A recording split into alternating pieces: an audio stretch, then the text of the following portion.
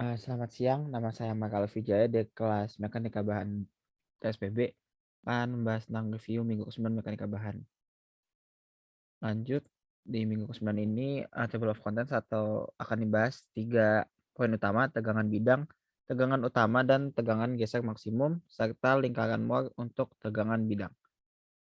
Pertama untuk tegangan bidang itu sendiri, tegangan bidang itu bisa dikatakan adalah jenis-jenis tegangan yang timbul pada batang akibat gaya tarik, gaya tekan maupun torsi dari bidang itu sendiri. Jika bahan berada dalam keadaan tegangan bidang dalam bidang X ya, maka hanya muka X dan Y dari elemen yang mengalami tegangan. Muka Z tidak bertegangan dan sumbu Z adalah normal permukaan tersebut.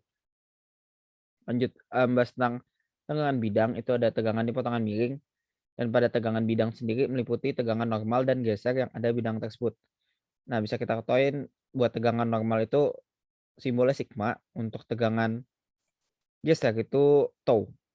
Jadi dari misalkan ada suatu bidang ini di potongan miring, kita kan bisa tahu misalkan si sigma X-nya berapa, sigma Y-nya berapa, itu bisa buat kita nyari sigma X1 atau tegangan normal 1 di sini nih. Nah, itu berapa tegangannya.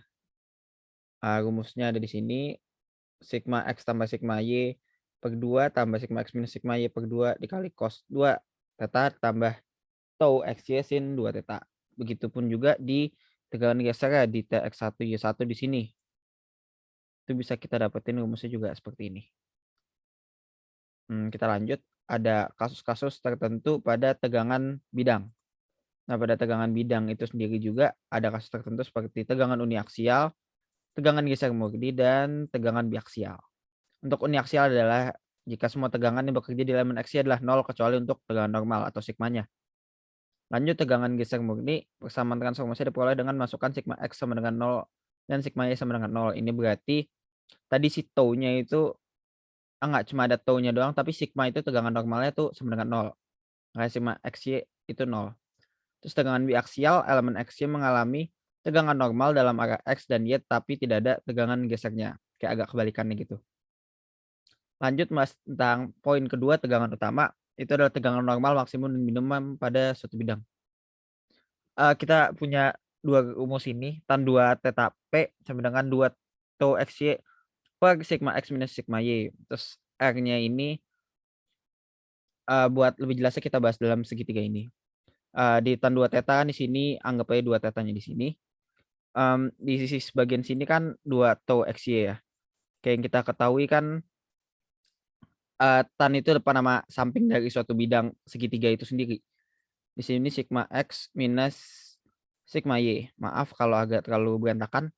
Nah, R-nya tuh ini R. Nah, makanya dapetin rumus ini, sigma X minus sigma Y per 2, maaf ini ada 2-nya. Di sini bukan 2 tau XY, maaf, saya kebalik. Makanya bisa dapetin R si garis ininya, dalam suatu tegangan utama. Kurang lebih gitu sih kasarnya. Next ada tegangan geser maksimum.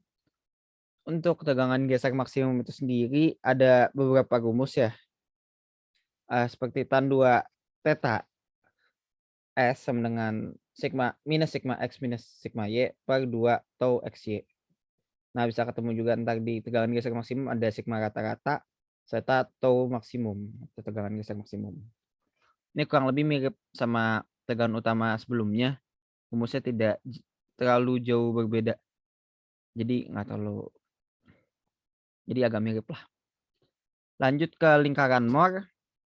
Untuk di lingkaran Mohr sendiri ada 2 rumus utama, nggak beda jauh juga kayak tadi, di mana sigma rata-rata adalah sigma X tambah sigma Y per 2 dan R-nya di sini R itu adalah radius apa jari-jari. Bisa kita tinjau dari sini. Ada suatu bidang kartesius, terus juga bisa kita lihat ada lingkaran. Nah, si sigma rata-rata itu ini sigma rata-rata, sigma rata. Mungkin RT aja ya. Nah, R radius tuh jari-jari, berarti kita bisa tahu misalkan ini dari sini ke sini. Nah, jari-jarinya bisa didapat dari rumus ini yang ada di kanan atas, cuman agak ketutup. Nah, lanjut Nah, dari situ kita bisa nemuin si sigma X1 dan tau X1Y1. Kurang lebih rumusnya juga sama seperti yang di tegangan bidang sebelumnya.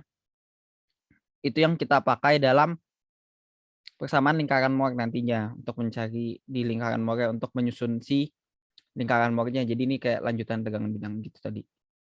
Kurang lebih itu sih. Mungkin sekian saja dari penjelasan singkat saya. Mohon maaf jika ada kesalahan. Terima kasih dan salam sehat.